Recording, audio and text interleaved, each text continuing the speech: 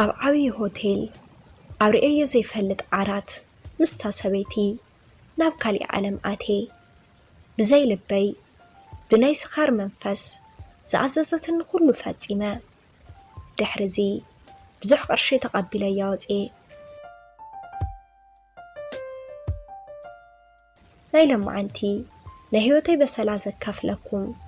ኣብዚ ተወሊደ ዝዓበኹ እንትኾን ስለ ህይወት ታሪከይ ሰሚዕኹም ሓሳብ ክትውን ይደሊ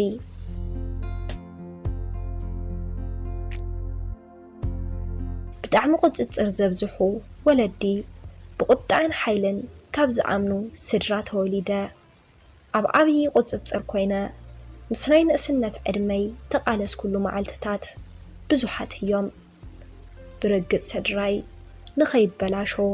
ንኸይዕውል ኢሎም መፍትሒ ዝበልዎ እዮም ዝገብሩ ነይሮም ገና ወዲ 24 ዓመት ተኾንኩ ዋላ ተበላሸወ ናይ ህይወተይ በሰላ ከመይ ክዕርዮ ከም ዘለኒ ኣይፈልጥን በጃኹም ሓሳብ ርእይትኹም ንኽትቡኒ ናባኹም መፅየ እሞ ሓሳብኩም ግደፉለይ ፈጣሪ ብጣዕሚ ጽቡቕ ገይሩ ከም ዝፈጠረኒ ዝረአየኒ ሰብ ኩሉ ዝኣምነሉ ሓቂ እዩ ነብሰይ ብምሕላው እውን ቀዳማይ እየ ገና ናይ 17 ዓመት መንእሰይ ተለኹ ካብ ዝመሃረሉ ቤት ትምህርቲ ናይ ኩዕሾ እግሪ ፀዋታ ወዲእና ቦርሳይ ተሓንጊጠ ጉዕዞይ ምስ ጀመርኩ ሓንቲ ጸላም መኪና ዝሓዘት ዕድሚኣ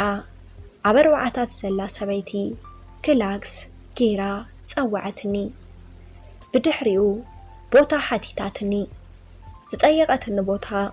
ኣብ ናተይ መንደር ዝርከብ ነበረ እሞ ከርያ ኢለ ናብ መኪናኣ ኣተኹ መኪናኣ ናገነሐት ነዛ ዓዲ ጋሻ ምዃናን ስለ ስርሓን ኣብ ሓፂር ደቃይቕ ነገረትኒ ድሕሪ ቁሩብ ትመንገዲ ዝበለትኒ ቦታ ኣርኤያ ወረድኩ ንቐጻሊ ንደዋወል ኢላ ስልኪ ቁፅረይ ጠየቐትኒ ኣነ እውን ብስክፍታ ሂበያ ካብቲ መኪና ወሪደ ኣቦይ ብጣዕሚ ሓይል ስለ ዝኾነ ከይርኤኒ ናበልኩ እናተጠንቀቅኩ ብፍርሒ ካብቲ መኪና ተወረድኩ ዋላ ኣቦይ ግን ረአየኒ ኣቦይ ኣፍጢጡ ርኢኒ ገዛ ምስ ኣተኹ ቦታ ርኤኒ ኢላትንያ ተበልክዎ ዋላ ከኣምነኒ ከኣለን ኣብቲ መዓልቲ ኣቦይ ብጣዕሚ ተቆጥዐ ግና ድማ ኩሉ ሰብ ክርድአኒ ስለ ዘይከኣለ ኣነ እውን ናብ ህልኽ ኣቴ በዘጋጣሚ ስድራይ ግደፍ ዝበሉኒ ካብ ምግባር ኣይተቆጠብኩን ብርግፅ ወልፊ ናይ መስተን ካልኦትን የብለይን እሞ ድሕሪ መዓልትታት እታ ሰበይቲ ናብ ሞባይለይ ደወለት ናብታ ኣነ ዘለኹ ዓዲ ከም ዝመፀት ክትረኽበኒ ከም ትደሊ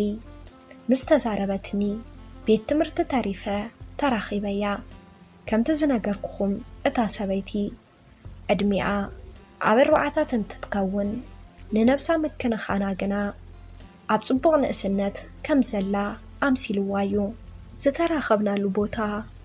ኣብ ዓብይ ሆቴል ነበረ ድሕሪ ምሳሕ ምብላዕና ወይና ኣዘዘት መስተ ሰተይ ዘይምፍላጠይ ቀልጢፈ ንኽሰክር ገይሩኒ ድሕሪዚ ተፈጠረ ነገር ኩሉ ኣይፈልጥን ኣብ ዓብይ ሆቴል ኣብ ርእዮ ዘይፈልጥ ዓራት ምስታ ሰበይቲ ናብ ካሊእ ዓለም ኣቴ ብዘይ ልበይ ብናይ ስኻር መንፈስ ዝኣዘዘትን ኩሉ ይፍጽም ድሕሪዚ ብዙሕ ቅርሺ ተቐቢለያ ካብቲ ዝሓዝናዮ ዓራት ወፂ ኸይደ እዚ ናይ መጀመርታ ግዜ እዩ ድሕሪ ዝመዓልቲ ስድራይ ምእዛዝ ገዲፈዮ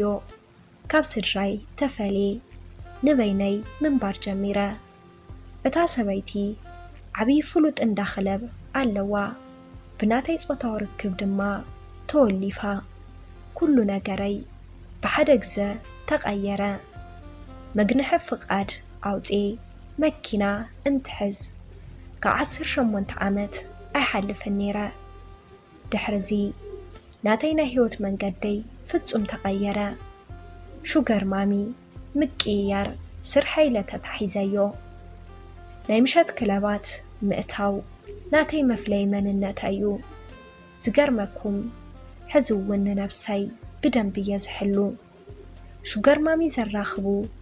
ናይ ደለልቲ ቁፅሪ እውን ኣለኒ ሕዚ እተን ሹገር ማሚ ብኣይ ሕጉሳት ስለ ዝኾና ንሓደ ግዜ ጥራሕ ኣይደልያንን ናይ ቅርሺ መእተዊ መንገደይ ብኹሉ ኣንፈት እዩ ግና ድማ ሓደ ግዜ ስለ ነብሰይ እንትሓስብ ውሽጠይ ጥርሑ እዩ ኣብዚ ዕድመይ ኣብ ካሊእ ቦታ ክርከብ ነይሩኒ ይብል ስለ ፍቕሪ ኣይፈልጥን ብርግጽ ምስ መናእሰይ ርክብ ተሃለወኒ ዋላ ናተይ ወልፊ ካሊእ ኮይኑ እዩ ዝዛረበኩም ዘለኹ ሓቂ ክትኣምንዎ ክኸብደኩም እዩ ዝኾን ግና ኣነ ብዘለኽዎ ኩነታት ዝነብሩ ተፈላለዩ መናእሰይ ወዳት ተፈለጥቲ መናእሰይ ወሲካ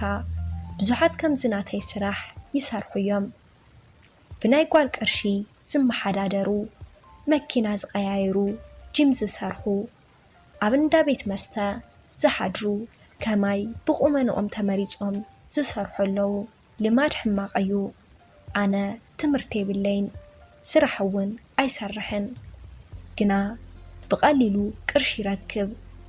ካብዚ ህይወት ክወፅእ ብፍላይ ነደይ ይቕሬታ ክጥይቓ ይደሊ ግና ነዚ ክገብር ሓደ ክልተ ግዜ ሞኪረዮ ነይረ ግን ኣይከኣልኩን ካባይ ፍቕሪ ሒዙወን ብዙሕ ዝሓስባ ተሃለዋ ዋላ ኣነ ግና ምስ ቅርሺ እዩ ዘሎ ሓሳበይ ሕዚ እውን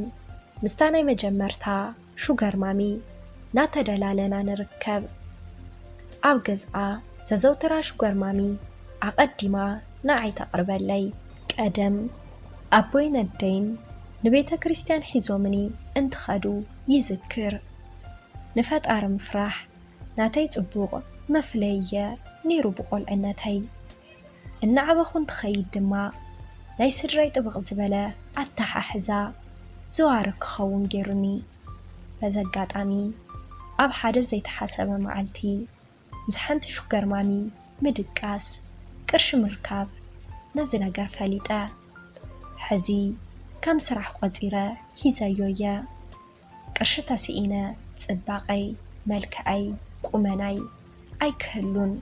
ህልናይ ካብ ዝሸጥ ጸኒሐየ 24 ዓመት መሊኡኒ እዚ ኩነታተይ ክሳብ መዓዝ ዝብል ሕቶ ኣብ ሓንጎለይ ኣሎ ግና መውፂኡ ጠፊኡኒ ሓቂ ዘረባ ኣነ ሓደ መንእሰየ ግና ናይ ብዙሓት መናእሰይ ስራሕ እዚ ኮይኑ እዩ እስከ ምኽርኹም ለግሱለይ ከመይ ኢለ